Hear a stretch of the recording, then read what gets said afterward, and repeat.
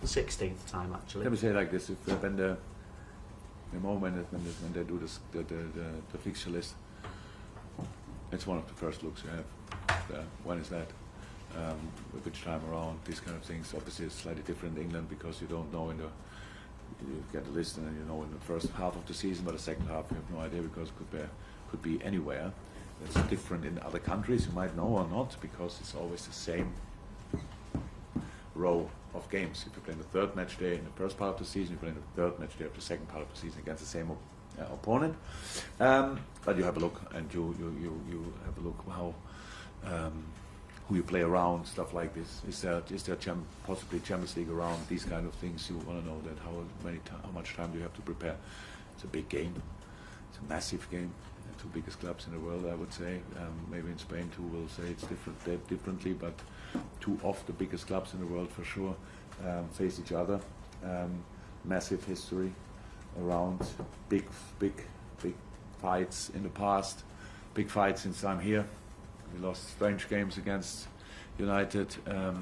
Took a while until we could win there. All these kind of things. Always we had to learn to deal with it.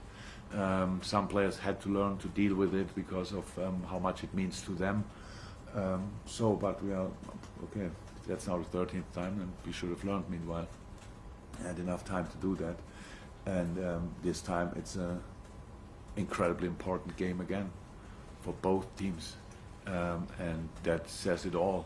So both teams are fighting for being in the Champions League next year or more. We will see, and that's a tough one. And United is obviously in a situation. They won the last game. Hurt now a little bit. Was not overly happy with the performance, but the result and the results from other games open the door again for the Champions League, and that's the Man United people face now. They will go for it, and we have to make sure that. If they want to go qualify for Champions League, they have to do it without our points. But between now and then, intense 90 minutes, 95 probably,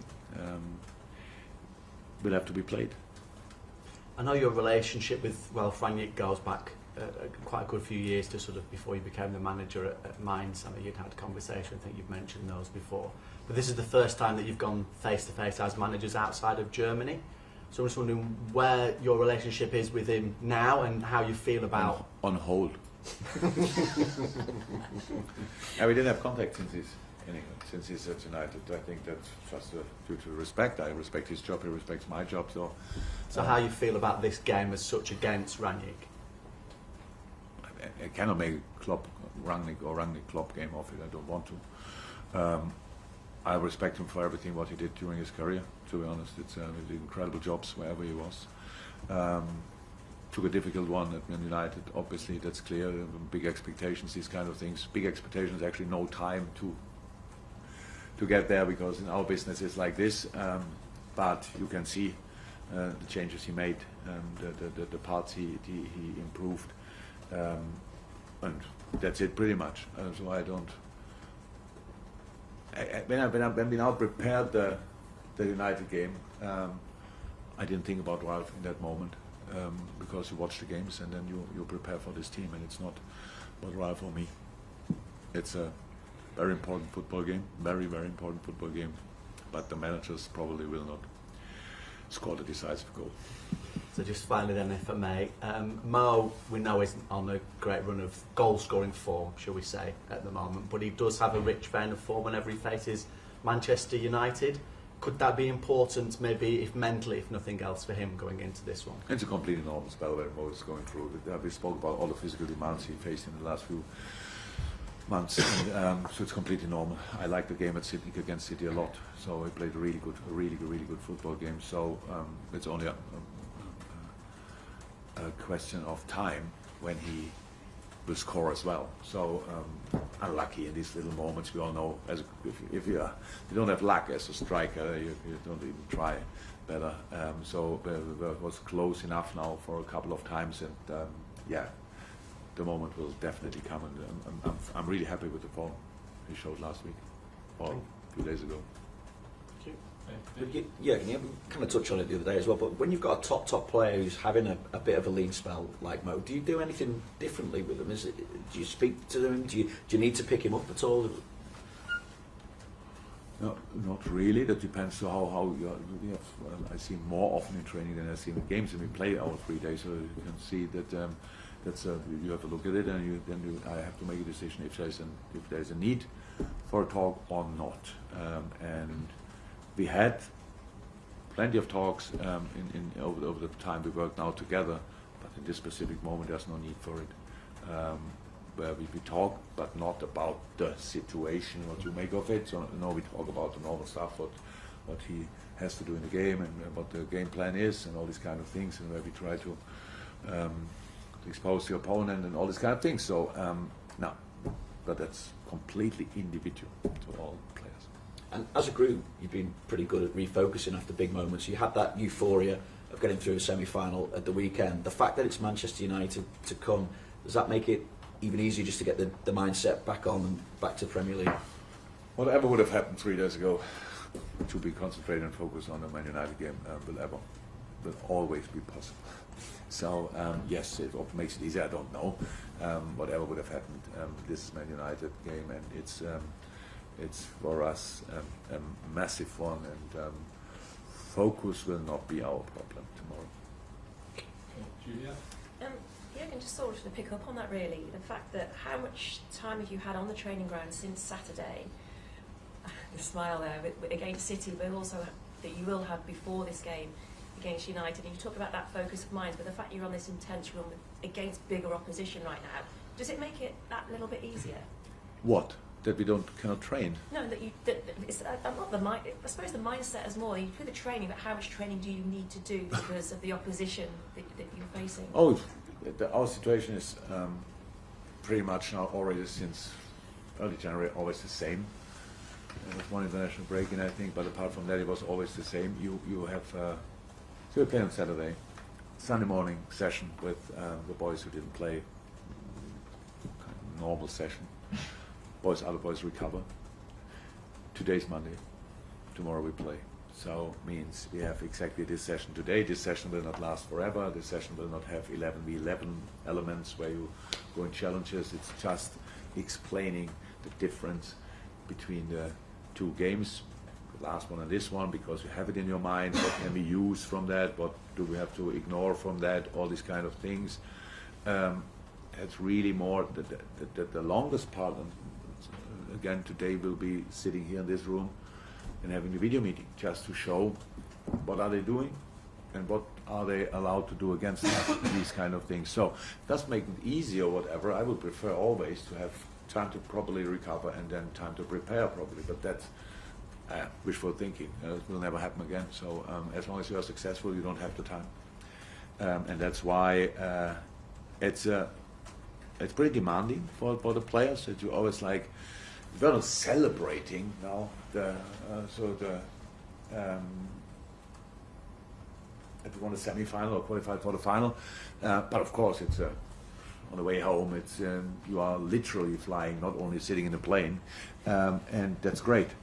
But the boys wouldn't be here, and we wouldn't be in the situation we are in if they would not be ready always to cut off last game, prepare next game as good as you somehow can, and then let's play it as good as you can. And but it's actually, so for 3-4 teams in the league, it's exactly the same.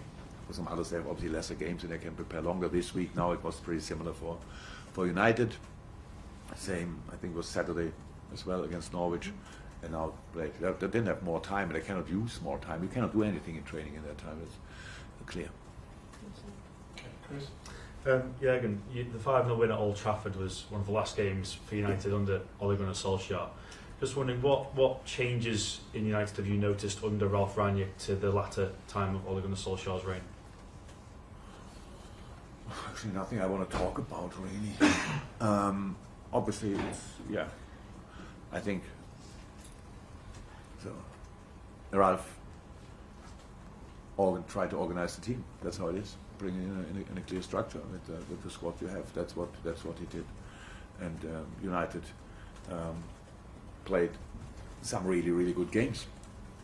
But because it's United, even when you win the games, you said, but here's a little bit not, that's still not there and stuff like this. So it's difficult to gain some momentum, I can imagine.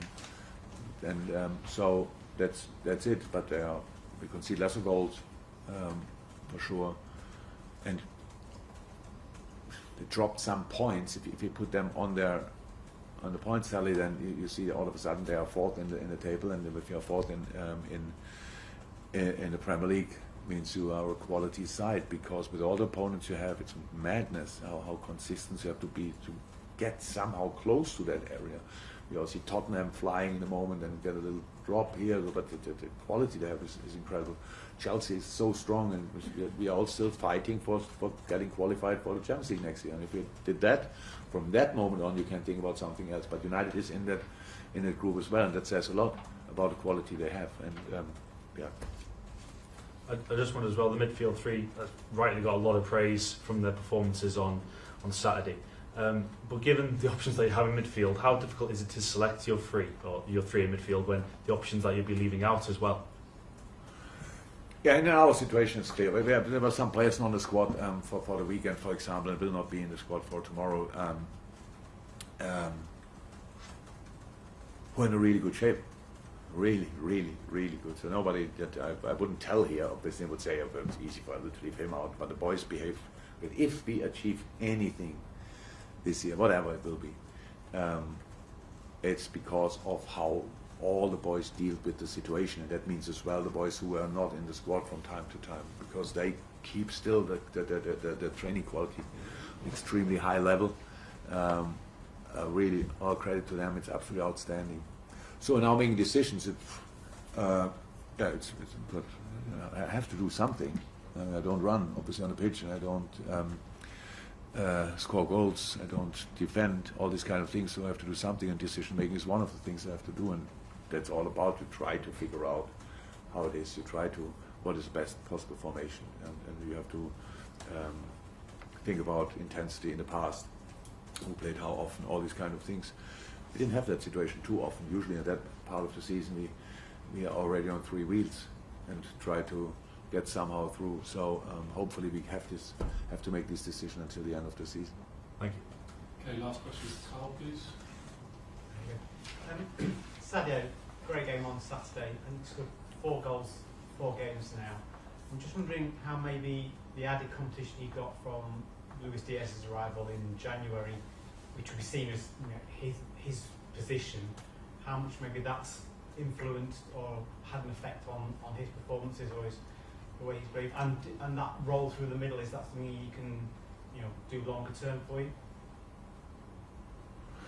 I know Sadio since nearly 6 years.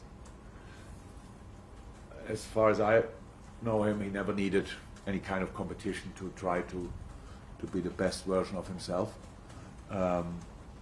Played for a long time, pretty much all games for us, and then he was fit and performed on incredibly high level consistently. That's it. Bringing Luis, I'm not sure that affected that part of his game. I don't know. It was that was not the reason for bringing Luis.